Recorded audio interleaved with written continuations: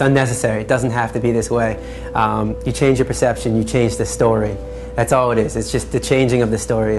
I mean, can you think of any traditions that we once had in the United States of America that we no longer have? Tradition and morality are not always the same.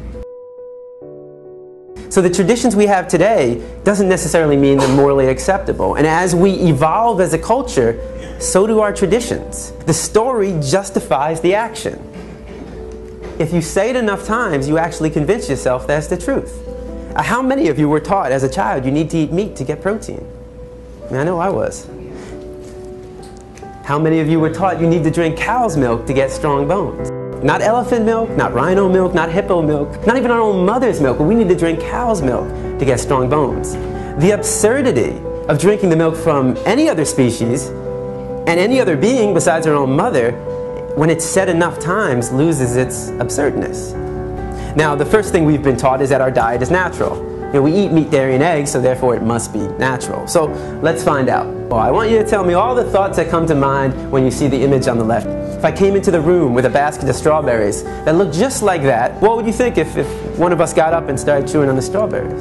If I come into the room with a basket of strawberries, how many of your mouth starts to salivate? Your mouth starts to water? If I take a strawberry and I put it under your nose, what do you smell? If I take a knife and I slice that strawberry in half and put that under your nose, now what do you smell? Notice how all the sensations remain the same. You see a strawberry and it looks like a strawberry. You smell a strawberry and it smells like a strawberry. And you take a bite out of a strawberry and surprise, surprise, it tastes like a strawberry. What thoughts come to mind when you see the image on the right? What would happen if I took one of the pigs living, brought him into the room right here and put him right in front of you? Does that change it? Now what do we see? And I mean, what would we think if one of us got up and started chewing on the pig? If I come into the room with a pig under my arm, how many of your mouth starts to salivate? Right? If I take a pig and I put it under your nose, what do you smell? You smell a pig. Just like if I took a dog and put it under your nose, you smell a dog. A cat, you smell a cat. If I took a knife and I sliced that pig in half and put that under your nose, you smell the stench of death. You smell a rotting corpse, bacteria, decomposing flesh. I mean, how many people would be willing to pick up the knife and take the life of that animal? It's very rare, right? And if somebody did that, how many people in this room would try to stop that person from doing that? Right? Would we try that?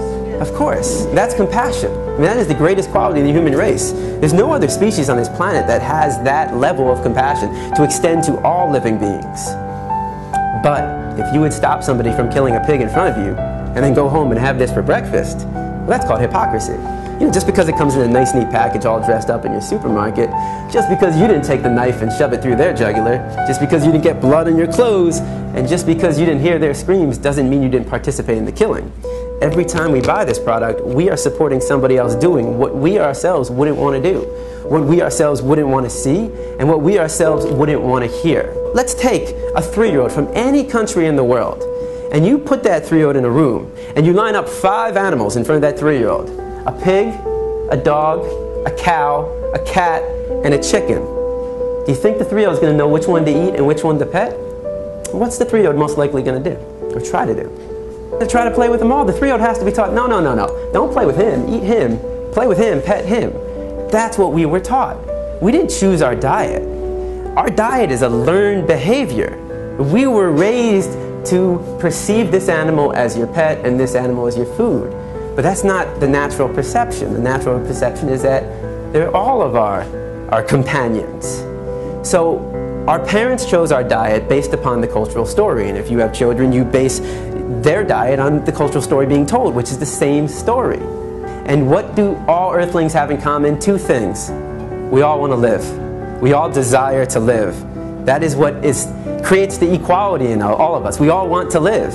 And the second thing is we all avoid pain. Those 2 things make us equal. From the largest land animal on earth, the elephant, to the smallest, the insect, the ant, and everything in between, from the dog, the pig, to the human being, we all desire to live, and we all avoid pain. The common response is, why is this happening? And there's a very simple explanation for why it does happen. If you were to walk outside right now, let's say you came to a restaurant that just opened up, right? They were serving cats and dogs. That was their main item on the menu. Now, how many of you would be out there right now protesting? I guarantee, before the day would be over, you would have that place shut down, right? Walk down the street, a few blocks down, you'll come to a steakhouse. I don't see anybody protesting. I don't see that place being shut down.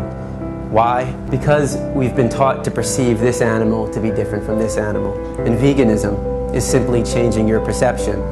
That's it. That's all it is. You just change your perception. We don't have to participate in this. This is not necessary. A lot of people will say to me, well, what about, if we just created better conditions? What I'm saying to you is it's not necessary to kill an animal. You don't have to kill animals. We don't have to drink their milk. We don't have to eat their eggs. It's just not necessary. I mean, people talk about humane slaughter. How do you slaughter something humanely? I mean, is that like where you rub their belly, give them some milk and cookies, and you chop their head off? If I did that to one of you, would everybody be like, well, at least you died humanely? You can't do anything violent humanely. I mean, if I were to, could I humanely rob you? Of course not. Nobody wants to be robbed. Nobody wants to be killed. Nobody wants to be raped. I've been working here with Animal Care and Control for almost 9 years. This morning was really astonishing to me. All of a sudden, it dawned on me, this sweet, innocent cow running away from being slaughtered. And I never even thought about it before, that something is actually being slaughtered and it's my ground beef and it's my dog on steak and stuff like that, and we've been eating this for years. I never pictured that face on that, and it hurt. I can't do that. I can't. So now we're gonna work on not eating me and my entire family. Because I'm realizing that this is a life that was saved today. And with my family, we'll be saving a couple more. Thank you.